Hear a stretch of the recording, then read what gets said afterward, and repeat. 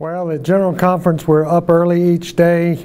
We've been in committee meetings during the first week, and now we're into the plenary sessions where we're debating as a body. It's tedious at times, time-consuming. I mentioned to someone this morning that we seem to major on the minor.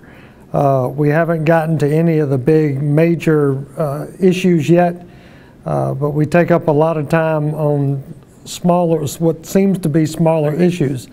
I wish that we could move to the bigger issues, but it'll take time and we'll eventually get to them. Well, of course, the bigger issues are the major restructuring of the church and the general agencies. This is going to be a tremendous time-consuming debate. The committees have been struggling with it all week, and we still don't have a definitive plan that we're going to be able to vote up and down against.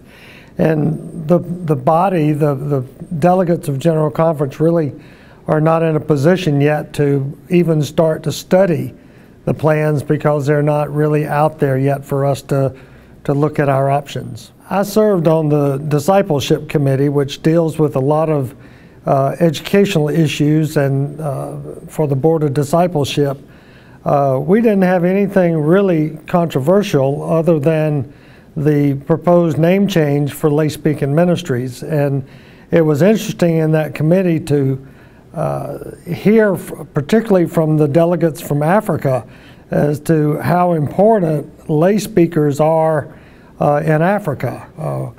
We've had a lot of controversy in the United States with it, and people thinking that a lay speaker is a preacher.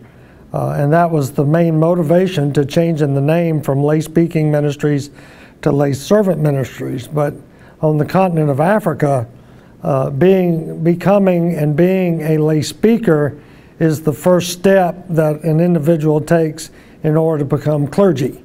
That's obviously not the case here in the United States, but it was interesting and to hear the passion that the African delegates had for lay speaking. Under the broad scheme, I think it was interesting that we spent so much time talking about term limits for our bishops and spent little and no time talking about the guaranteed appointments for our clergy. I think that a lot of what goes on here has global implications, and it's difficult sometimes to see how certain petitions are going to filter down to the local church or even the annual conference. But a lot of what will go on this week will affect us as far as our apportionments, where our money goes, how it's used for global ministries, and these will be the kinds of things that will eventually affect us. Within the committee, you get to know, because you spend the whole week with them, essentially the first week, and I was able to make some contacts with some folks from around the country and well, even around the world, and that's always one of the benefits of coming to General Conference. You get a better appreciation for the global nature of the church. We're not just a United States denomination. We're worldwide, and I'm always impressed with that.